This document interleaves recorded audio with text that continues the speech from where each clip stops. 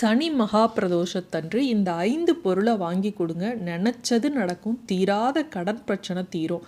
அனைத்து விதமான தோஷங்களையும் நீக்கி வாழ்க்கையில் நமக்கு சந்தோஷம் கொடுக்கணும் அப்படின்னா அதற்கு அதி அற்புதமான வழிபாட்டு காலம் எது அப்படின்னு பார்த்தீங்கன்னா இந்த பிரதோஷ காலம். சாதாரண பிரதோஷ காலமே ரொம்ப சக்தி வாய்ந்தது.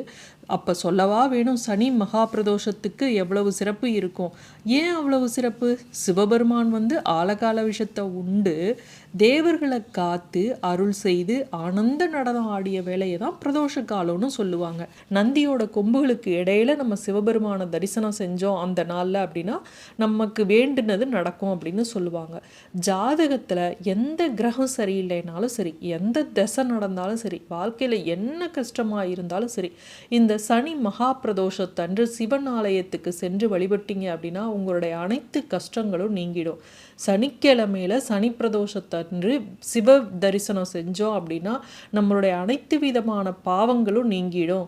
சிவநாமங்களை சொல்லி வழிபட்டால் சிவனோட அருள் முழுவதுமாக கிடைக்கும் அப்படின்னு சொல்லப்பட்டுள்ளது. சிவபெருமானுக்குரிய அஷ்ட விரதங்கள்ல ஒண்ணுதான் பிரதோஷ நேரம். திரியோதசி திதியில 4 to 6 வரையில இருக்கக்கூடிய காலத்தை பிரதோஷ காலம் அப்படின்னு நம்ம சொல்றோம். சிவபெருமானோட அருளை முழுமையா பெறணும்னா பிரதோஷத்தன்று வழிபட்டோம் அப்படின்னாவே போதும். பிரதோஷங்கள்லயே திங்கட்கிழமையில வரக்கூடிய சோமவார பிரதோஷமும் சனிக்கிழமையில வரக்கூடிய சனி மகா பிரதோஷமும் தான் ரொம்ப விசேஷம்.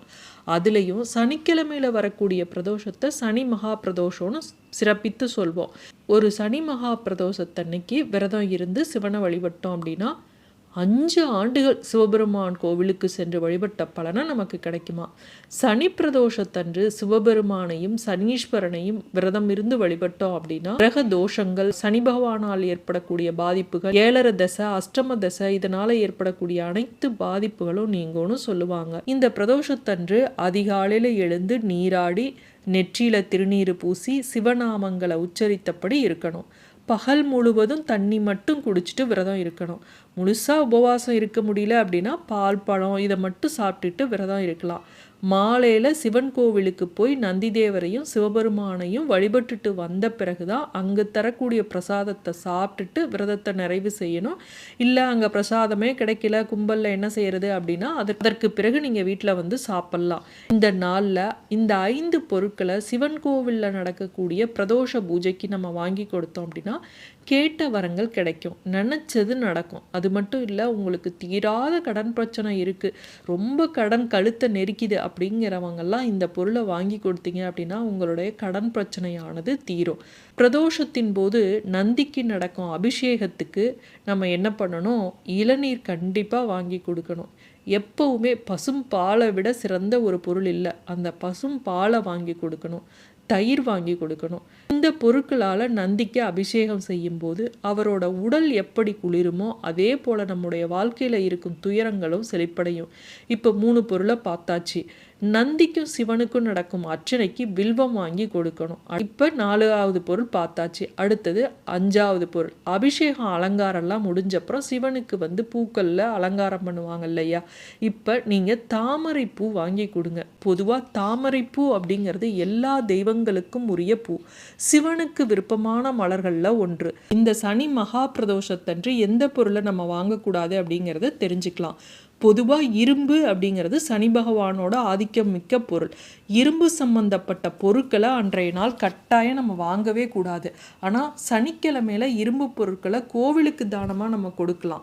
அப்படி கொடுப்பதனால எந்த தவறும் இல்லை. ஆனால் நம்ம வீட்டுக்கு வாங்கிட்டு வரக்கூடாது. சரி, இரும்பு கடை வச்சிருக்கிறவங்க இரும்பு வாங்காமல் இருக்க முடியுமா அப்படின்னு கேட்பீங்க. அவங்க ரெகுலராக செய்யக்கூடிய அந்த வேலையை நம்ம செய்யலாம். ஆனால் நம்ம வீடுகளுக்கு புதுசாக இரும்பு பொருட்களை அன்னைக்கு நம்ம வாங்கிட்டு வரக்கூடாது.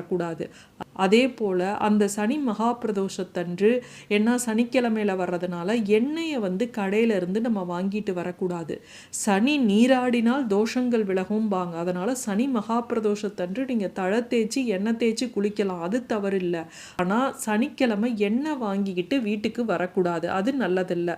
108 பொருட்களை மகாலட்சுமி வாசம் செய்வதாக சொல்லப்படும்.